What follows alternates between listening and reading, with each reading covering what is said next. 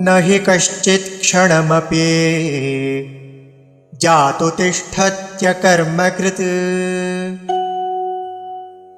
कार्यते ह्यवशः कर्म सर्वः प्रकृतिजैर्गुणैः।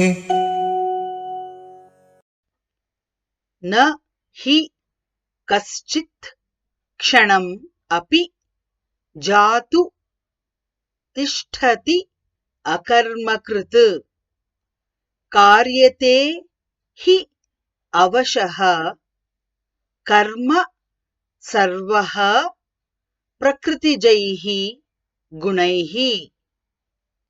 न हि कश्चित्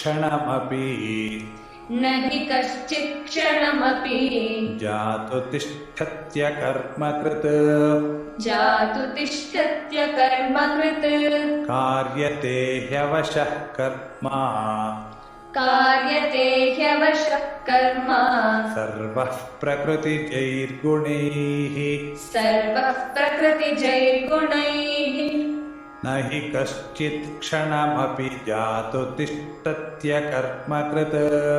न हि कश्चित् क्षणमपि जातु तिष्ठत्यकर्मकृत् कार्यते ह्यवशः कर्म सर्वः प्रकृतिजैर्गुणैः।